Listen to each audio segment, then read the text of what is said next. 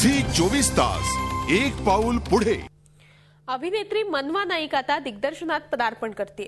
दोपहर ही short feature film तिनं नुकतीच दिग्दर्शित केली. स्वानंद किरकिरेनं या फिल्मसाठी गाणं लिहिलं असून शैलेंद्र बर्वेनं संगीत दिलंय. पुष्कर श्रोत्री, हेमू अधिकारी, क्षिती जोग यांनी शॉर्ट फिल्ममध्ये अभिनय केलाय. मनवाच्या या पहिल्या दिग्दर्शनाविषयी जाणून घेऊया तिच्याचकडून.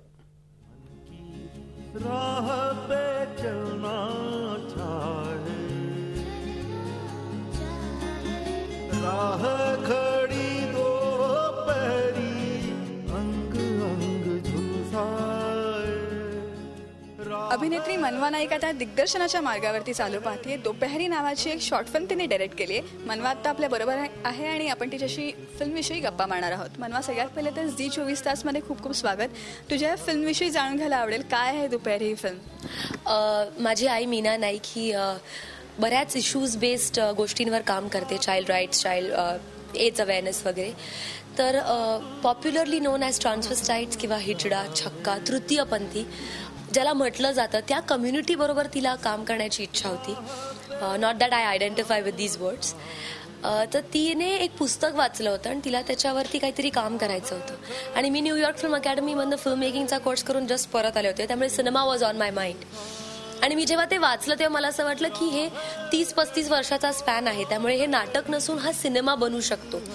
आणि आम्ही याच्यावर काम करायला सुरुवात केली. ही गोष्ट आहे, ही खरी गोष्ट आहे, ऑटोबायोग्राफिकल आहे, त्यामुळे याच्यामधले मॅक्सिमम इन्सिडेंसेस खरे आहेत. आपली सोसायटी ह्या पर्टिक्युलर कम्युनिटीकडे एका पर्टिक्युलर दृष्टिकोनातनं बघते. We are not open to them. त्यांना जर आपण ऍक्सेप्ट केलं तर ते उद्या डॉक्टर बनतील ना, टीचर बनतील, बँकर बनेल. पण आपण अलाव करत नाही, म्हणून ते भीक मागतात आणि म्हणून त्यांना आपल्याला त्यांची भीती वाटते किंवा आपल्याला ते नकोसे असतात. तर या अख्ख्या कम्युनिटीला आयडेंटिटी कशी मिळू शकते किंवा मिळावी, हा आमचा प्रयत्न आहे. आणि तो आम्ही ह्या ज्या आहेत त्यांच्या ऑटोबायोग्राफी, त्यांच्या लाईफ स्टोरीतनं क्रिएट करायचा प्रयत्न केलाय.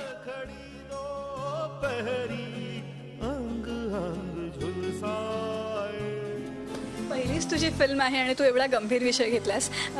फिल्म डायरेक्ट करण्यामागचा काय उद्देश होता? जसं तू म्हणालीस की तू ऑलरेडी डायरेक्शन आणि हे सगळं शिकून आलेली आहेस US मधून, पण फिल्म डायरेक्ट करावीशी हा किडा कुठून डोक्यात आला? एवढी चांगली ॲक्ट्रेस तू असताना. ॲक्च्युली लहानपणापासून मला डिरेक्टरच बनायची इच्छा होती.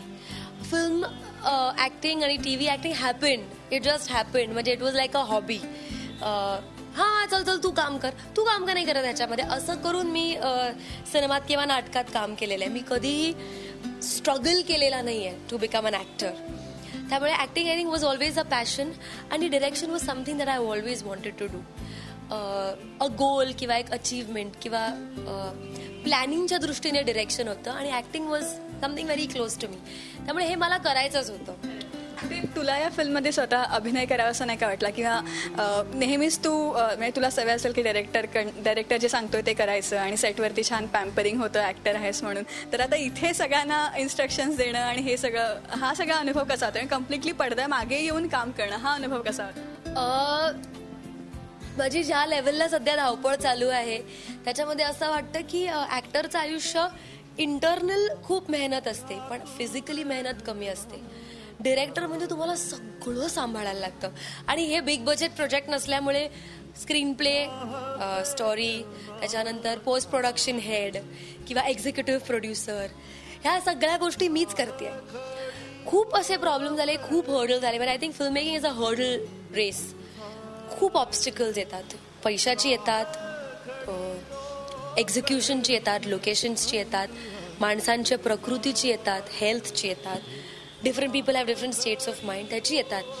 पण जर ह्या बाईला, एका लहान मुलाला, अ बॉय थॉट की आपल्याला बाई बनायचं आहे आणि त्यांनी जर एवढा पल्ला गाठला आणि आज तो बाई म्हणून जर या जगात उभा आहे, तर त्यांचं डिझायर किंवा त्यांचं डिवोशन हे माझ्यासाठी इन्स्पिरेशन होतं. पण आय वुड डेफिनेटली से की शालिनी ठाकरे, अमेय खोपकर, राजीव नाईक माझा काका, समित कक्कड, महेश मांजरेकर, मनोज मोचेमाडकर, शैलेंद्र बर्वे, ही अशी काही नावं आहेत ज्यांना मी कधीही कितीही वाजता फोन केलाय. मला हे पाहिजे, आता मी काय करू, मला हे नकोय, आता हे होत नाही. आणि these people have stood by me. Me proudly असं म्हणू शकते की ह्या फिल्ममध्ये काम करणारा प्रत्येक ॲक्टर, प्रत्येक हेड टेक्निशियन, कोणीही मला कधीही पैसे मागितले नाहीत. किती बजेट आहे, किती दिवस लागणार शूटिंगला, मग किती पैसे, मला nobody asked me. There Rajan Bhise, there Hemu Adhikari, Pushkar Shrotri, Chinmayi, Sumit, Shivdarshan Sable, Swanand Kirkire, big people, big names. Nobody asked me for money. आणि आय थिंक हे बॅकिंग, या विषयातलं माझ्यावरचा विश्वास, हे I owe it to these people. राह खड़ी दो पहरी अंग अंग झुलसाए, एक सुबह रात में ढलना चाहे. पूर्ण कंप्लीट झालेली आहे. नक्कीच अप्रिसिएशन घरातनं आणि सगळ्या टीमकडनं तुला मिळतच असेल. स्वतः सॅटिस्फाईड आहेस का, आणि ह्याच्या पुढे तुला आणखी काय, कशा पद्धतीने जायला आवडेल याच ट्रॅकवर?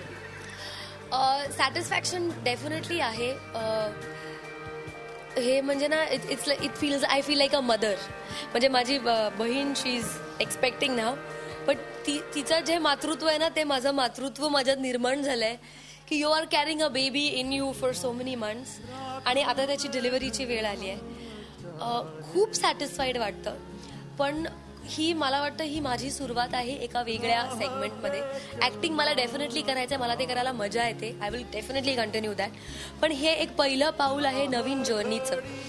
त्यामुळे थोडीशी भीती आहे मला. हे जी कल्पना आहे की सगळ्यांना आवडतंच असं नाही तुमचं प्रोडक्ट, पण एवढं बॅकिंग आणि एवढं पॉझिटिव्ह रिस्पॉन्स मिळतोय ह्याचा मला खूप आनंद आहे. पुढे जाऊन डेफिनेटली फीचर फिल्म, डेफिनेटली मराठीमध्ये फीचर फिल्म, एक चांगला विषय घेऊन मला करण्याची इच्छा आहे. त्यामुळे hopefully in the near future we be there. Thank you so much Manava. खूप खूप धन्यवाद आमच्याशी बोलल्याबद्दल. तर या सगळ्यातून असंच दिसते की फिल्म इंडस्ट्रीला एक खूप चांगली फिल्म मेकर मिळणार आहे. व्हिडिओ जर्नलिस्ट मंगेशसह मुग्धा देशमुख, मुंबई. झी 24 तास, एक पाऊल पुढे.